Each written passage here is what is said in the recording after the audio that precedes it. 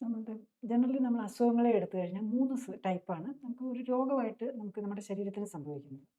ഒന്ന് നമുക്ക് വരുന്ന ഇഞ്ചുറീസ്, അത് നമ്മൾ ചതവോ ഒടിവോ ഒക്കെ നമുക്കൊരു ആക്സിഡൻ്റ് ഒക്കെ പറ്റുമ്പോൾ.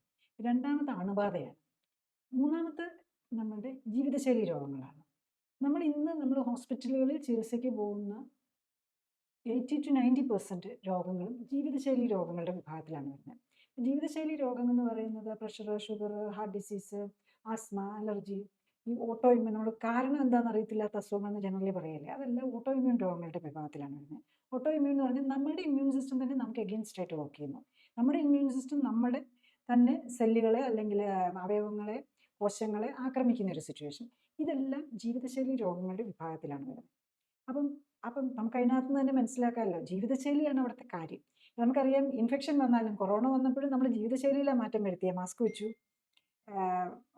നമ്മൾ കോണ്ടാക്റ്റുകൾ കുറച്ചു, അതങ്ങനത്തെ കാര്യങ്ങളാണ് ചെയ്യുന്നത്. ഈവൻ അണുബാധ പോലും ഉള്ളപ്പോഴും നമ്മൾ ജീവിതശൈലിയില്ല, ഭക്ഷണം, ജീവിതശൈലി എന്ന് പറഞ്ഞാൽ എന്തൊക്കെയാണ് വരുന്നത്? ഭക്ഷണമുണ്ട്, അതുപോലെ അതായത് ഭക്ഷണം എന്ന് പറഞ്ഞാൽ നമ്മുടെ ന്യൂട്രീഷൻ കറക്റ്റ് ആവണം. പിന്നെ ഫിസിക്കൽ ആൻഡ് മെൻ്റൽ ആക്ടിവിറ്റി, അതുപോലെ സ്ലീപ്പ്, ഉറക്കം ഇത് വേണം കറക്റ്റായിട്ട്. അതുപോലെ ടോക്സിൻസ് കുറയ്ക്കാൻ പറ്റണം. ഈ കാര്യങ്ങളാണ് ജീവിതശൈലി എന്നതുകൊണ്ട് നമ്മൾ ഉദ്ദേശിക്കുന്നത്. നമ്മളുടെ ചുറ്റുവട്ടത്തും നമ്മുടെ ബോഡിയെ കൊണ്ട് ചെയ്യിപ്പിക്കുന്ന കാര്യങ്ങൾ. അപ്പം ഇതെല്ലാം കറക്റ്റ് ആക്കുക എന്നുള്ളതാണ് എപ്പോഴും ഈ ന്യൂട്രീഷനും ആക്ടിവിറ്റിയും എല്ലാം അതിനൊരു കൺട്രോൾ കൊണ്ടുവരിക എന്നുള്ളതാണ് ഏത് രോഗത്തിനാണെങ്കിലും പ്രധാനം. കൂടുതൽ അറിയാൻ ലിങ്ക് ക്ലിക്ക് ചെയ്യുക. കൂടുതൽ വീഡിയോകൾക്കായി സബ്സ്ക്രൈബ് ബട്ടൺ അമർത്തുക.